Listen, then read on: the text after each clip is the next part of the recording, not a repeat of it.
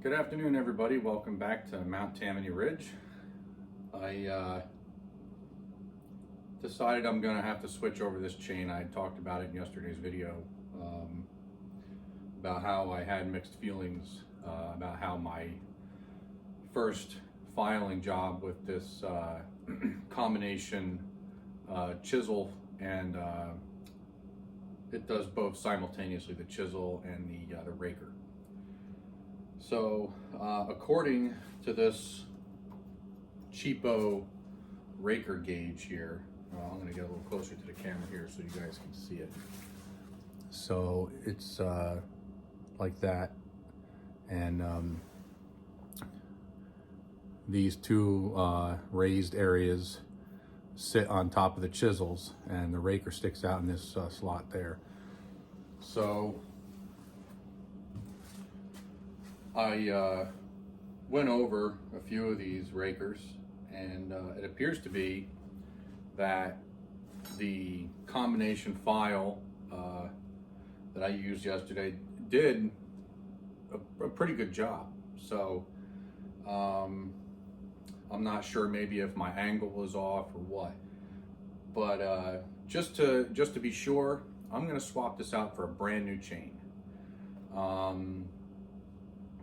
And I'm just going to kind of go with that and see, really what it felt like. It's been a long time since I've had a new chain on this thing, so I don't have really a side-by-side comparison as far as the amount of time it takes to cut, or the ease of cutting anyway. I haven't really bothered to time how fast my saw cuts through wood. So I don't really find that to be super important at this point. If I was trying to produce a tremendous amount of firewood and having a faster cut time with my saw for bucking up logs, at that point it would probably save some time, but at this point it's just not important. So so we're gonna get to it. We're gonna take this saw apart. I'm gonna take this chain off, clean the guts out here, make sure it's nice and clean. I'm gonna put a new chain on, and we'll see if it makes a difference.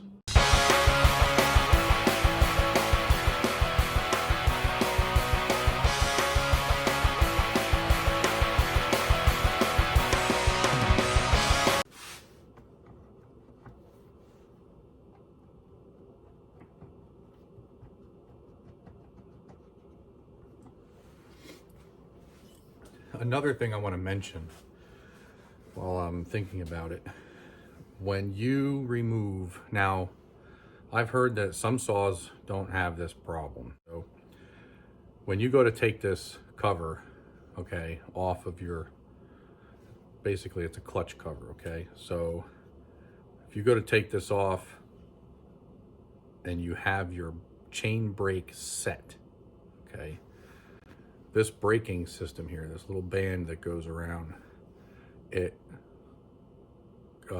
like a constrictor, so it clamps, all right, around the clutch.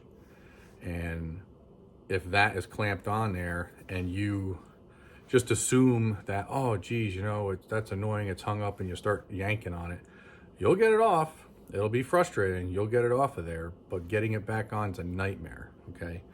So, and believe me, I figured this out the hard way. So I'm not, a pro or anything. I might actually be a pro at messing things up the first time around. So usually what happens is that thing will be sprung then, okay? And the only way to get that is to turn these cogs here. Can you see that there? Okay, it's like a three-way type of sprocket deal, okay?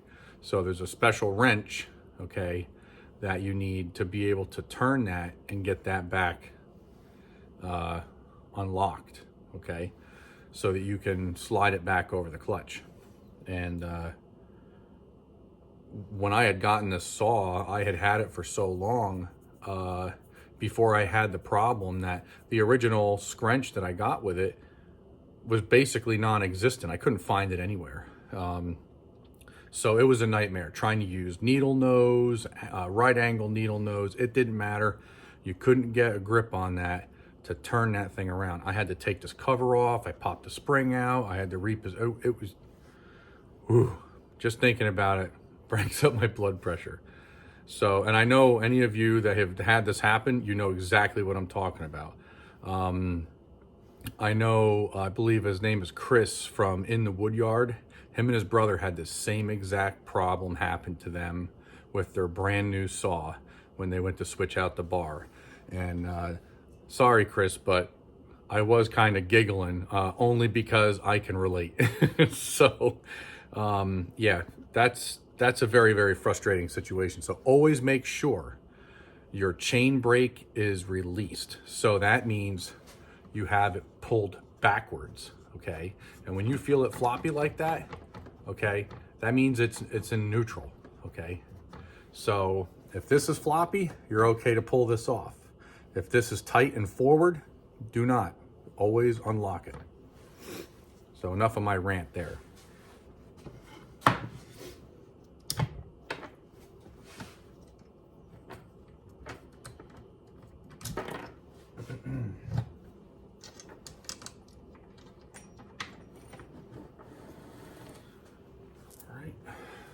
Hang this up on my chain, my dull chain hook.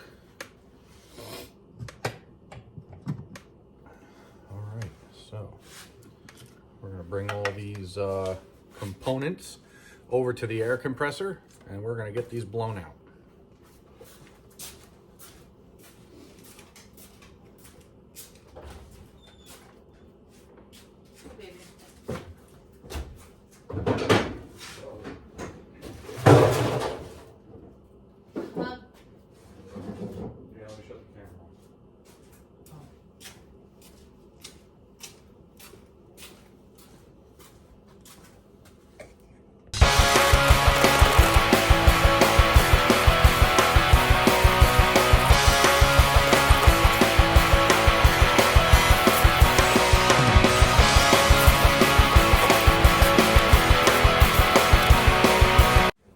So before I go and put everything back together, in the event that whoever's watching this is not aware, maybe they're new to the firewood thing or even chainsaws altogether. So what you have in the bar here is that you see what looks like a little black speck. Okay, that's a little passageway, I guess, for the bar oil lubricator. Okay, so there's one on this side when you have the bar in this position, and when you flip the bar upside down, okay, to you know, I'll explain that in a second, you have another one right there. Okay, so these bars are designed to operate in both directions. It's completely okay, even though you might see Husqvarna or Stihl or whatever upside down and it looks like we put it on wrong. We didn't. It's completely normal thing to do, and you'll see it's right there. Okay, so that's for the bar oil lubrication. All right, and then there's another one up here for the sprocket.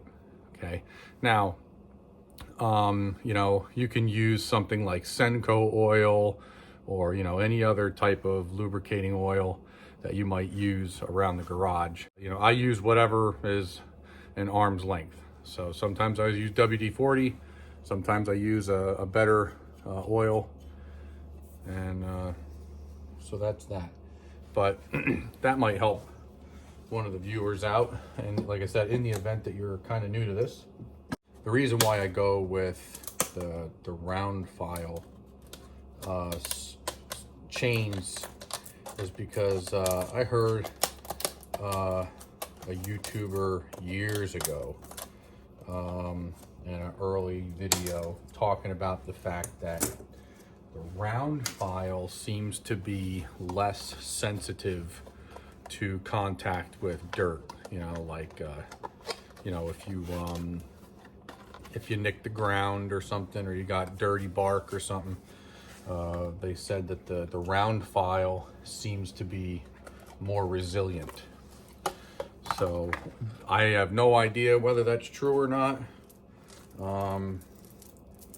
If I had, okay, we're good. It took me probably a minute to get it where I needed it.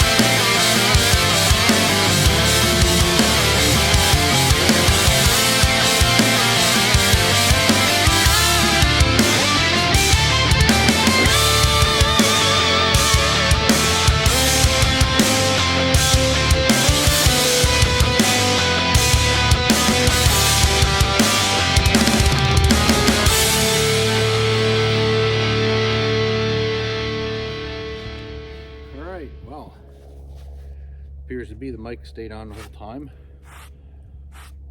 See if the audio comes out okay. So,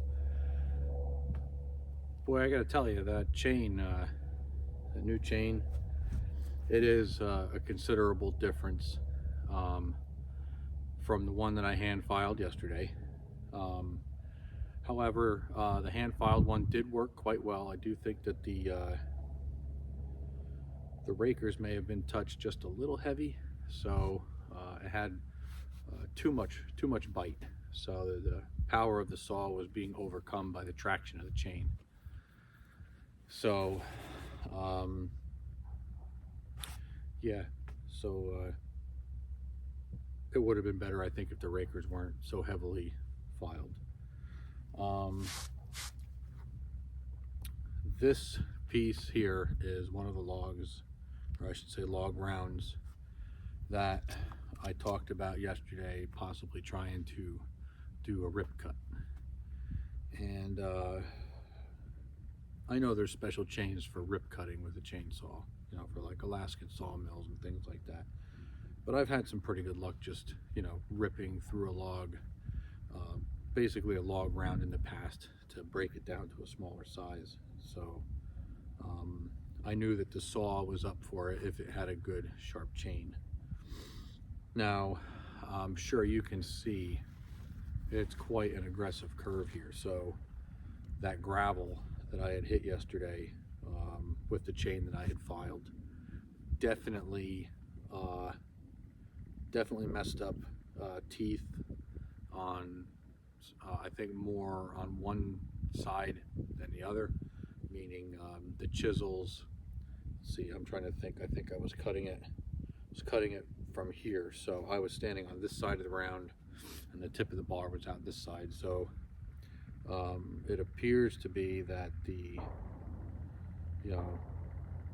saw was, because the saw was curving this way, maybe, gosh, I don't know, maybe the left side was the side that wasn't compromised by hitting that stone or whatever it hit, and the right side was compromised, so it was cutting slower.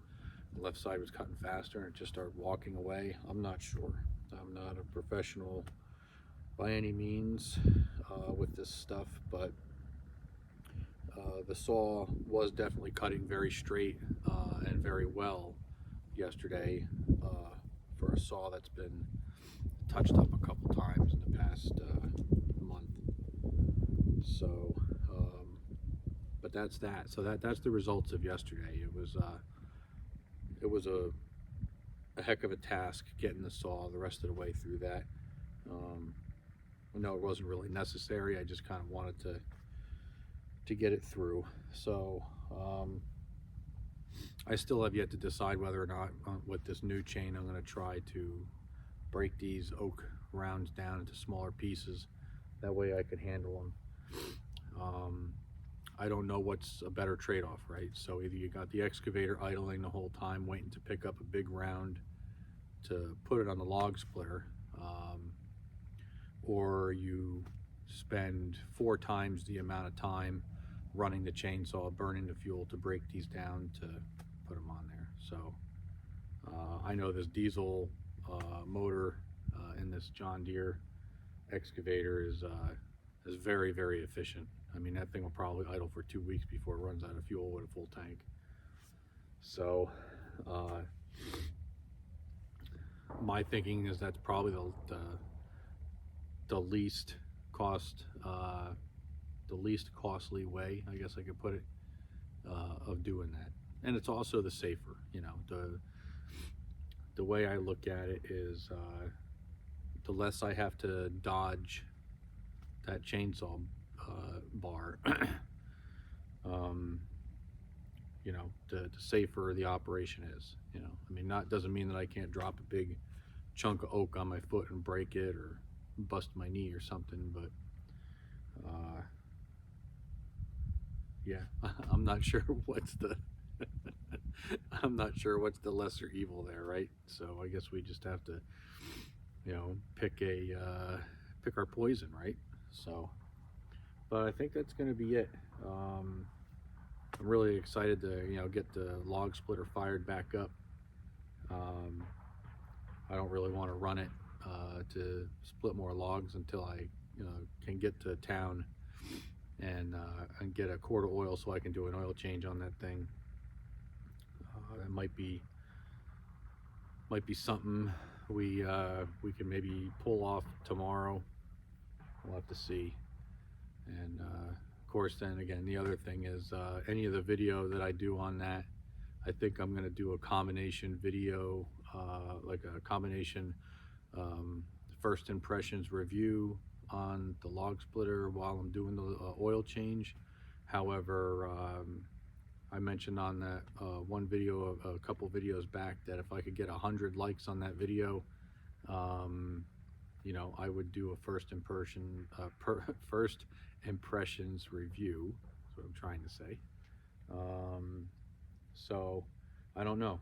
Do I wait it out and see if I get 100 likes and then post it when it comes around, or do I just ignore what I said and post it anyway? So we'll have to see. Let me know what you guys think about that. Should I just ignore it and post it, or should I try to stick it out as long as I can to see if I can get 100 likes on that video?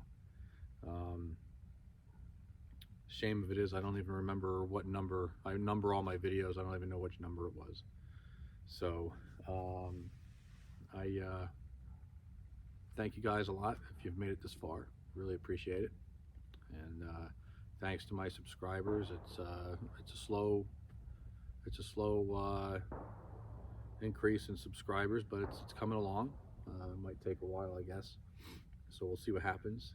And if you could like, comment, subscribe, and that'd be great. You guys have yourselves a good evening and enjoy the rest of your Sunday.